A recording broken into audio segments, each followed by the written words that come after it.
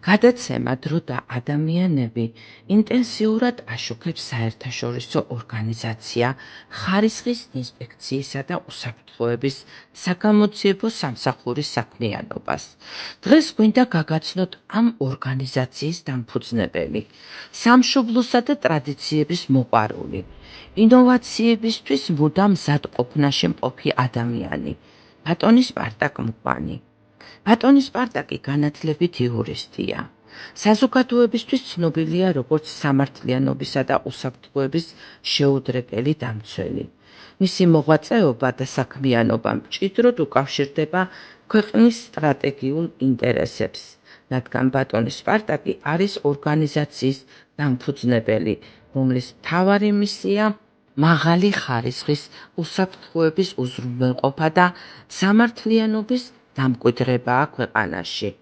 სწორედ ამ ღონისძიებებიდან დაიბადა სპარტაკ მუყვანის მიერ ორგანიზაცია უსუსოს სლოგანიც უსაფრთხოება სამართლიან სამართალში.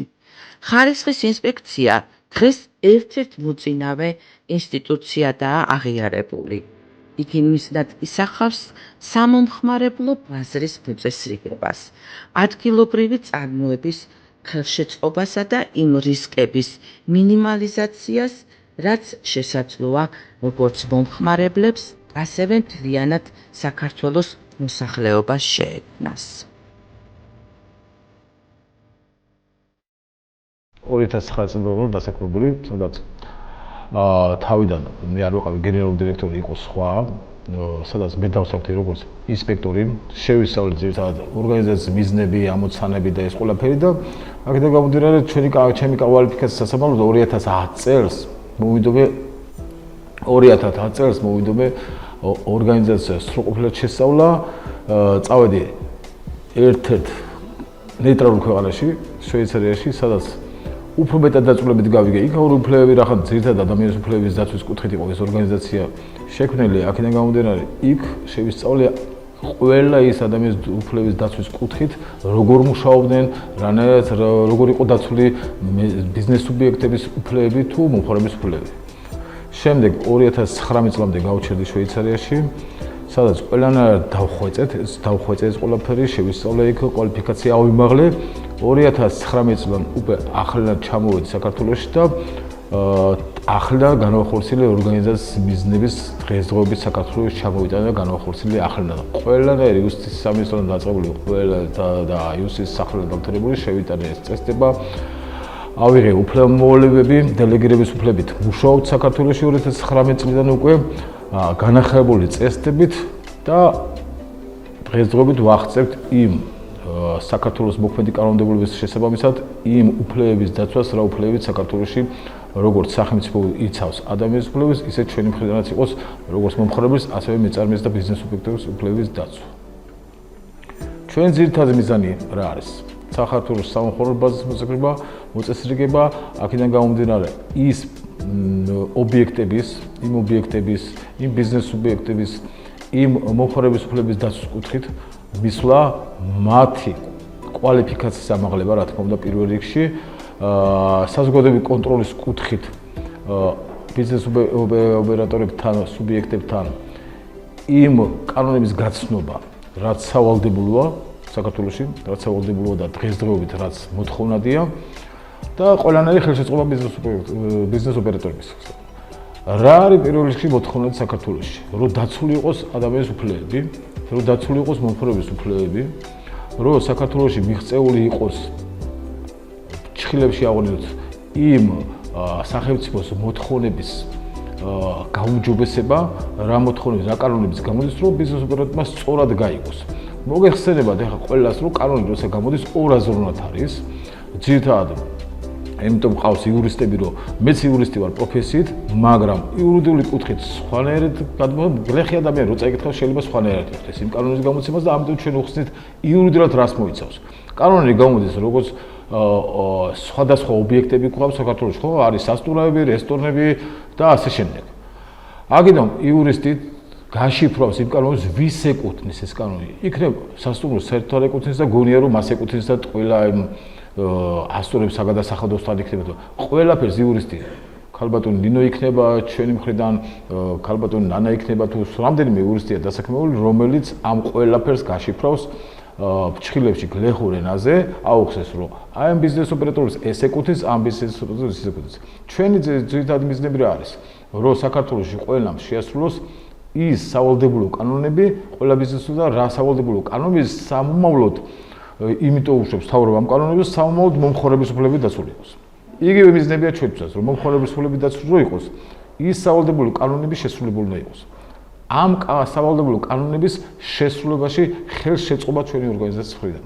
ყავს დასაქმებული ისეთი სპეციალისტები, რომლებიც ამ კანონების მხრიდან არის, მაგალითად შრომის უსაფრთხოების სპეციალისტები, ხარისხის სპეციალისტები, დიპლომირებული სპეციალისტებზე მაქვს საუბარი, კვალიფიკაციის იურისტები, ადვოკატები, დეზინფექციის, დერაზიტაციის და სანიტარული პროფილაქტიკის ღონისძიების სპეციალისტები, ბუღალტერული კუთხით დამთავრებული დიპლომირებული სპეციალისტები და ესე შემდეგ.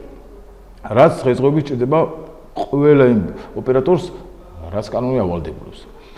ჩვენ, რა თქმა უნდა, დელეგირების ფარგლებში მოქმედეთ, შევდივართ ობიექტს და ვსწავლობთ ობიექტს, სადაც მითითებებს ვაძლევთ, გვაქვს ორი ოქმი, ორგანიზაციის საკუთრებაში ოქმი, ერთი არის შესწავლის ოქმი, მეორე არის საინფორმაციო ოქმი.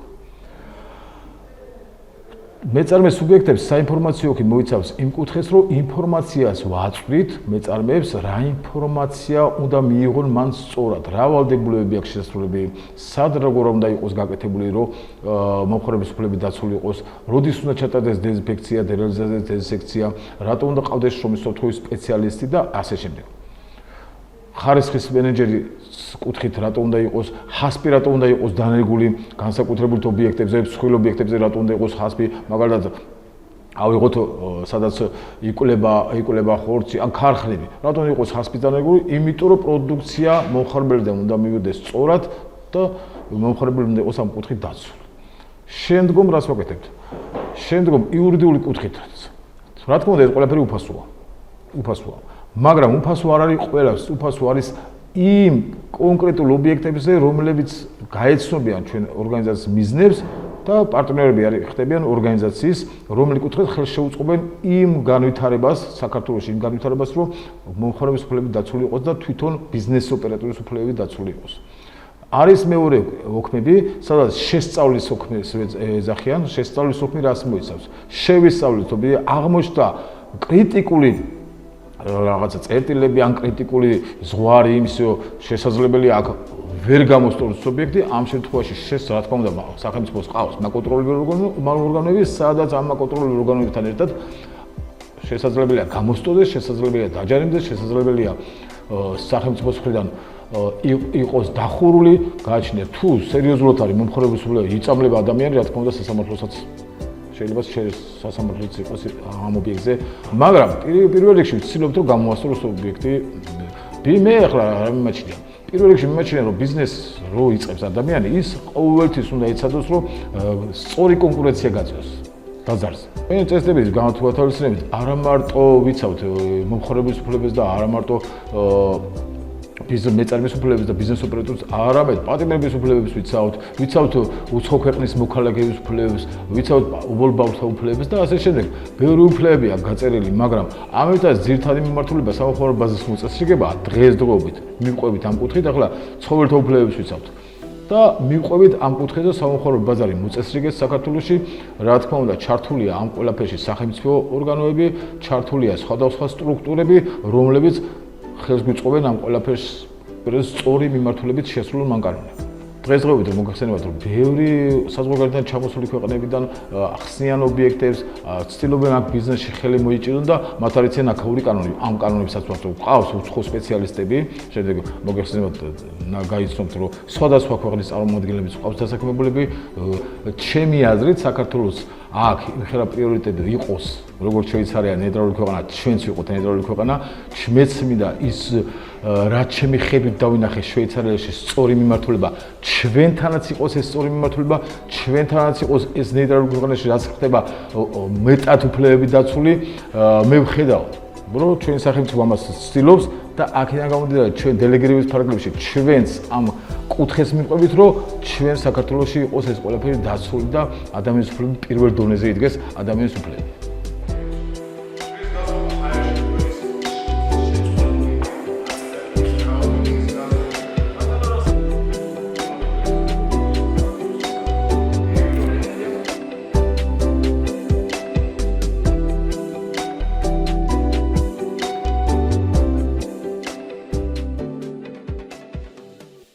ჩვენ გვყავს რამდენიმე იურისტი, ჩემს გარდა კიდევ განყოფილებაში 3 იურისტია, რომელიც ვახორციელებთ ჩვენ საქმიანობას, ვეხმარებით როგორც ორგანიზაციას, ასევე მეწარმე სუბიექტებს საქართველოს მასშტაბით.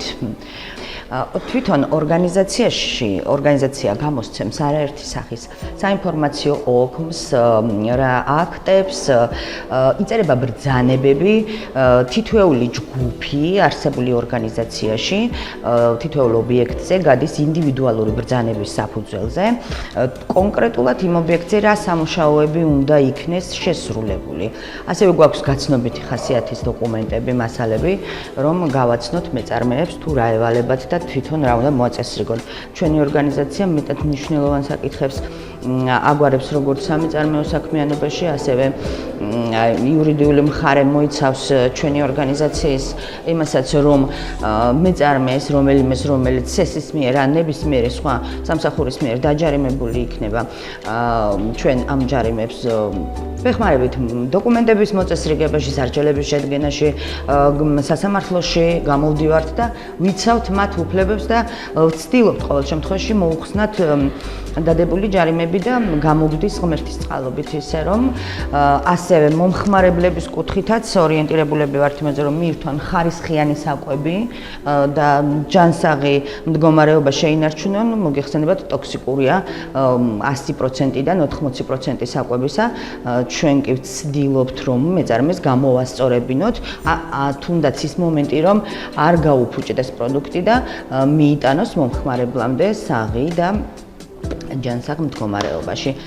სხვა გვყავს რამდენიმე ორგანიზაციაში რამდენიმე ჯგუფი, არის ხარისხების სპეციალისტების ჯგუფი, არის შრომის ინსპექციის შრომის კუთხით ჯგუფი, არის დეზინფექციის კუთხით ჯგუფი და გვყავს კიდევ კონტროლის განყოფილება, რომელიც ასევე ჩვენს თანამშრომლებს უწევს კონტროლს, რომ რაიმე გადაცდომა არ მოხდეს რომელიმე ობიექტზე და შემთხვევით ჩვენ არ დავაზარალოთ ბიზნესი. ასეთი მნიშვნელოვანია დღეს საქართველოსთვის ნებისმიერი მცირე ბიზნესიდან დაწყებული ფართო მასშტაბებით გასული ბიზნესები, რომლებსაც სჭირდებათ ეს დახმარება და არ არსებობს სხვა ორგანიზაცია, რომელიც ამ დახმარებას გაუწევს.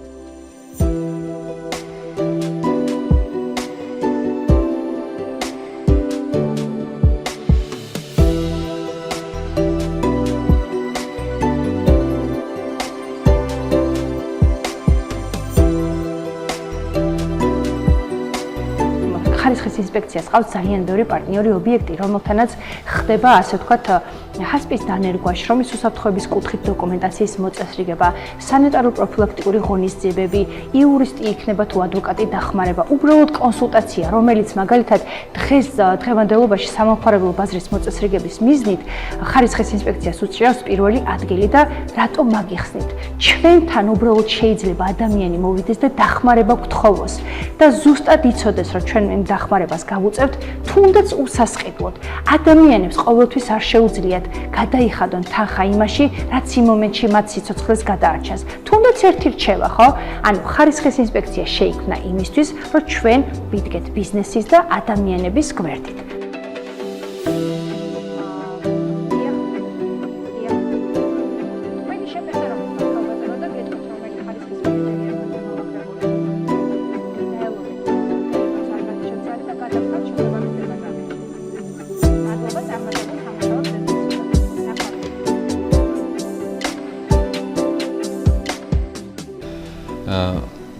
საერთოდ 2006 წლიდან ვარ ასეთ ორგანიზაციებში დასაქმებული და მაშინ 2006 წელს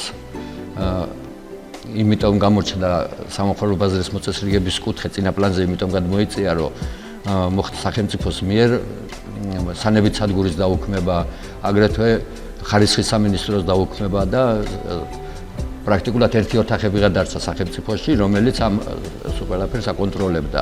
შემდეგ ეტარზე კი ბატონო შემოვიდა სუსარწმუნოების სააგენტო, მაგრამ იმ პერიოდში უკვე ესენი აღარ იყო.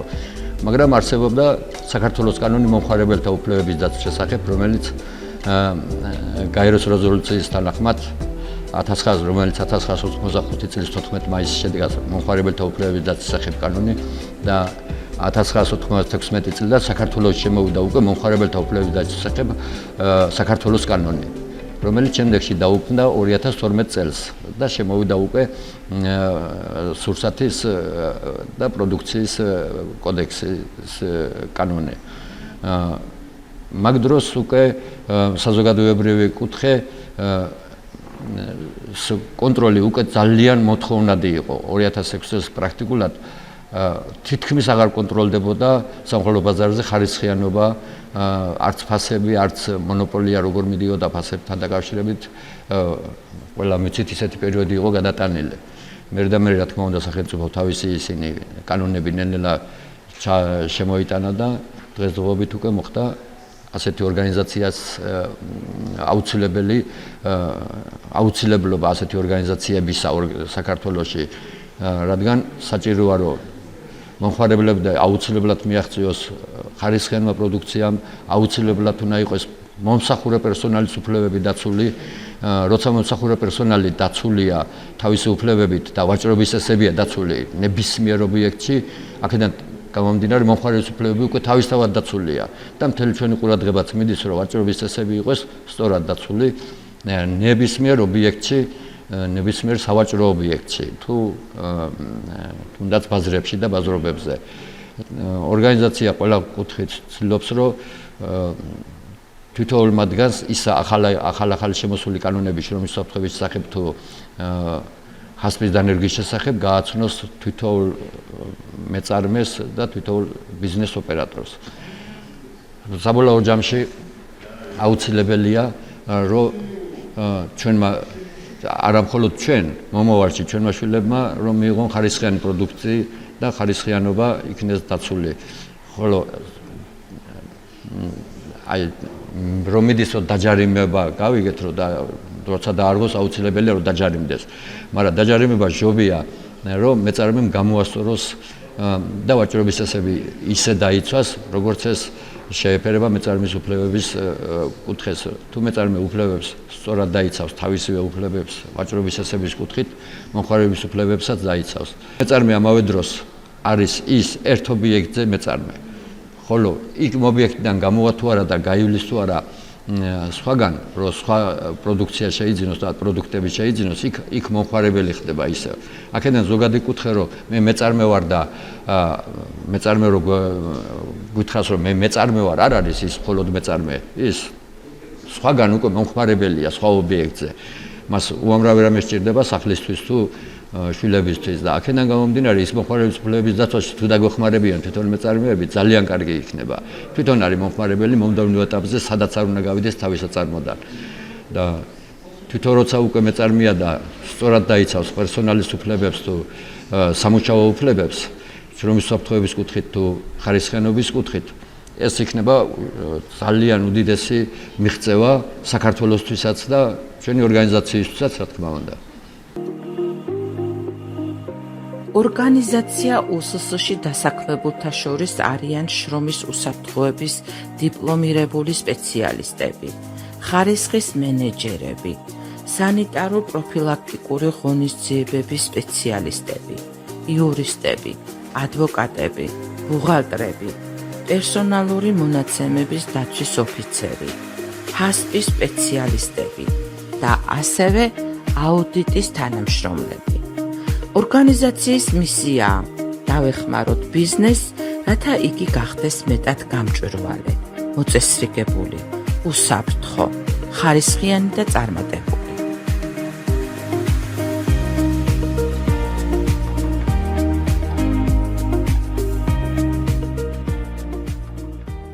მოგესალმებით, ჩვენ ვართ ხარისხის ინსპექციისა და უსაფრთხოებო საგამოძიებო სამსახურის თანამშრომლები.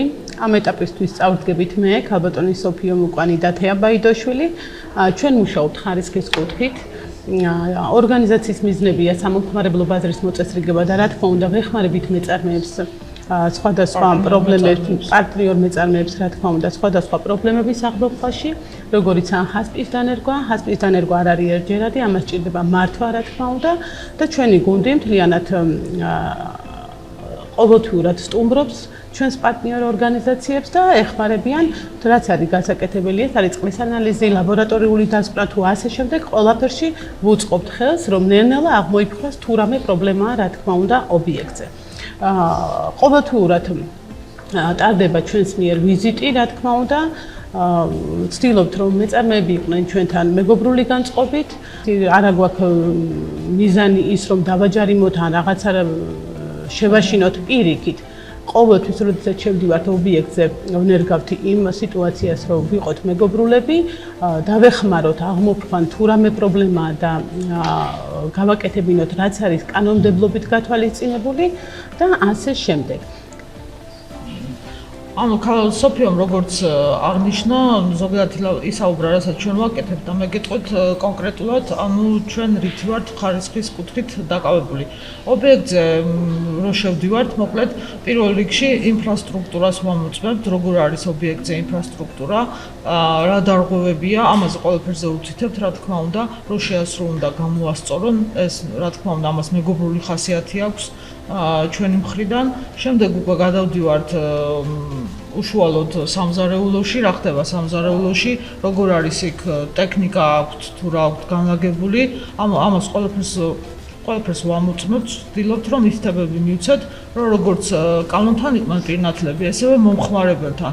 იმიტომ რომ ჩვენ ძირითადად ობიექტები რაც გვაქვთ, ეს უკვე არის ბოლო რგოლი და ამის მერე უკვე მომხმარებელი ან მიირთმევს, ან ყიდულობს და სახში მიაქვს პროდუქცია და ამიტომ რახან ბოლო რგოლია, ჩვენ მაქსიმალურად ვეხმარებით, რომ უსაფრთხო გარემო შეიქმნას როგორც კვების ობიექტებში, ესე მარკეტებში და როგორც მომხმარებელი იყოს მაყოფილი, ისე მეწარმეებიც.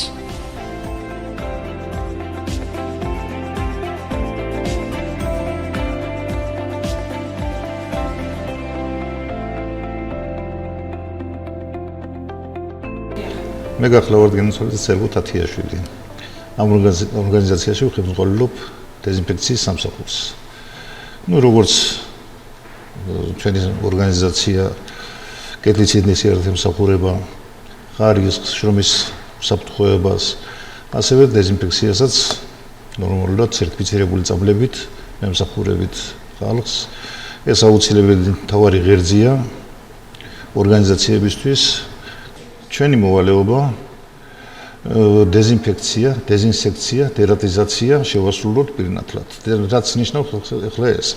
დეზინფექცია ნიშნავს ზედაპირების და ესეთი მაცივრები და ეს ვიტრინების შეწამლას, დეზინსექცია შეწამლას მწერების საწინააღმდეგოდ და დერატიზაცია მღრღნელების საწინააღმდეგოდ.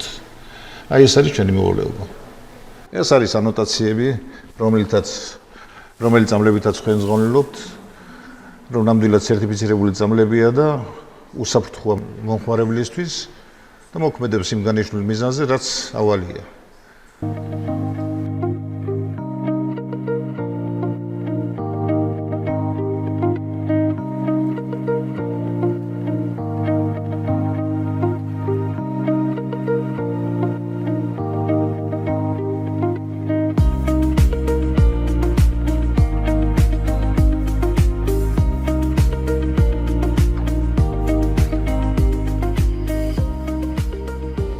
ჩვენი ორგანიზაცია მაქსიმალურად ცდილობს დაეხმაროს ჩვენს მომხმარებლებს შრომის საფრთხეების სისტემის დანერგვაში, ასევე მათ განხორციელებაში და შემდგომში მოხდეს უკვე არსებული შენიშვნების და რეგლამენტების მიღება კანონმდებლობასთან შესაბამისობაში. მაქსიმალურად ვეხმარებით გავუწევთ რეკომენდაციებს სხვადასხვა ორგანიზაციებს და ვცდილობთ აღმოფხვრათ ის ხარვეზები და დარღვევები, რაც აქვთ არსებულ სიტუაციაში უკვე მოქმედ ორგანიზაციებს. ყოველდღიურად სხვადასხვა ობიექტებზე ვახორციელებთ ვიზიტებს, ხდება ობიექტების დათვალიერება, ხდება შენიშვნების რეკომენდაციების მიცემა და შემდეგ მეთვალყურეობა ეს ყველაფერი გამოსწორდა თუ არ გამოსწორდა. მაქსიმალურად ვცდილობთ, რომ სახელმწიფოს მხრიდან ნაკლები შენიშვნები და ესე ვთქვათ, ჯარიმები მიიღონ ორგანიზაციებმა და ამისთვის ყოველდღიურად მე და ჩემი გუნდი ვეხმარებით ამ ორგანიზაციებს თავდაუღალავად. ეს არის რამდენიმე ისეთი ობიექტი, სადაც სახელმწიფოს მოკონტროლებელი ორგანო იყო უკვე შესული და მისცა რეკომენდაციები მათ შესასრულებლად. იქიდან გამომდინარე, რომ არსებულ ორგანიზაციას არ აქვს შესაბამისი გამოცდილება, ცოდნა და განათლება, უკეთეთ რეკომენდაციას, ვაძლევთ მითითებებს, როგორ უნდა გამოსწორდეს, საიდან უნდა დაიწყოს ამ ყველაფრის გამოსწორდება, უტარდება ტრენინგები როგორც ორგანიზაციის ხელმძღვანელობას, ასევე თანამშრომლებს და ვაძლევთ სხვადასხვა სახის მითითებებს, რომ ეს ყველაფერი შესრულდეს. რათა შემდგომში თავიდან ავირდოთ მსგავსი შემთხვევები სახელმწიფოს მხრიდან ჯარიმები და ასევე ინციდენტები თვითონ ორგანიზაციის ტერიტორიაზე. სპარტაკ მუკვანს და მის გუნდს ჯერავთ, რომ საქართველოს განვითარება და წინსვლა გაგრძელდება და ყველა ერთად შევქმნით ისეთ ძლიერ სახელმწიფოს, რომლის მაგალითსაც სხვა ქვეყნები გაითვალისწინებენ და ჩვენგან ისწავლიან, თუ როგორ უნდა იყოს სამართლიანობაზე და უსაფრთხოებაზე გამყარებული ქვეყანა, რომელიც არ კარგავს ტრადიციას, მაგრამ ვითარდება თანამედროვე ევროპული ღირებულებებითა და სტანდარტებით.